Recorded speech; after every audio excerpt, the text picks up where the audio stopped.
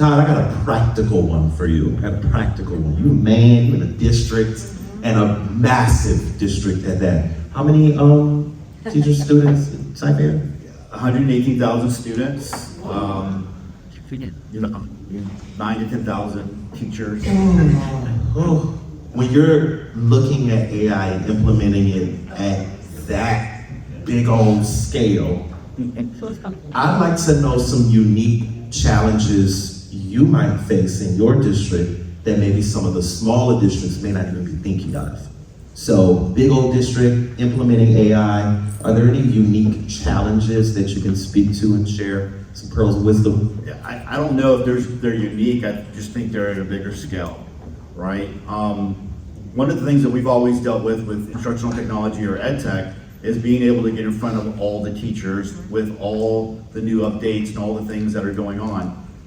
This next year, Texas, if you're from Texas, you've heard of the SCOPE Act, House Bill 18. Cypress-Fairbanks went hard for the law on that one, and they interpreted it very strictly. And we shared information with the principals, but the information didn't get back to all the campuses. So this year, they want me to do a 15-20 minute video, which allows me to talk to all the teachers, all on the same day, the same 2 days. So I'm really excited about that. So I'm not going to ask permission. I am going to take a few minutes of that time to do some updates in the technology piece, because I never, ever, ever get that opportunity to be able to share that.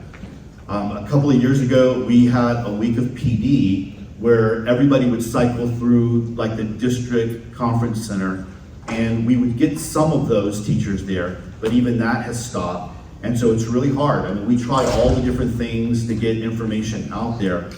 One of the unique challenges, I think, is being consistent. So we have schools that are at the highest, economic level, and then we have Title I schools and everything in between, and they all have different needs. My team, we have for 118,000 students, we have 3 edtech coaches. 3 edtech coaches, right? And so we were cut heavily last year. And so how do we deal with that? I mean, we're trying the best. We're creating a knowledge base. We're trying to, to take something from social media marketing. We are repurposing content as much as possible. We do virtual conferences. We have a big virtual conference in July that anybody can attend. We have people from all over the world attend. We also do virtual, but I mean, we've got all different kinds of needs.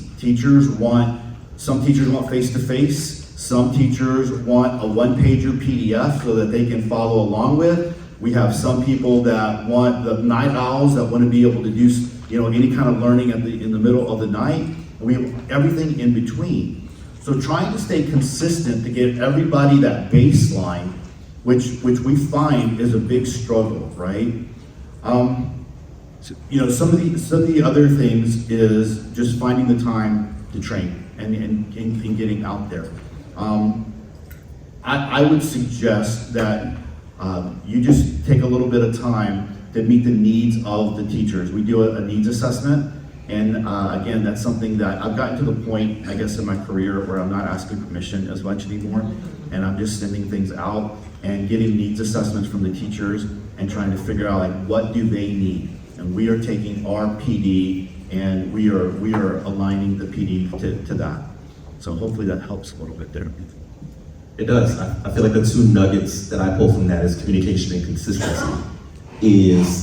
I like this idea because I'm very rebellious myself, of doing what you have to do because you know it's right. And I have to communicate with these schools. I have to communicate. The updates happen so quickly. AI is changing so quickly. So I'm looking forward to you making your YouTube debut. We've been there. We've been there for a while. You've been there. I have. You've been there. I have. So yeah. So Cami has been a great partner to come and to share a lot. And so one of the things we're looking forward to this next for our digital learning conference is some of the new things that are happening with Cami. And so to be honest, I know that I'm not going to be able to get in front of all those teachers before the beginning of the school year. So I'm counting on Cami bringing it, right? Elsa will come and she'll bring it, but we'll also take that and repurpose that video in many different ways.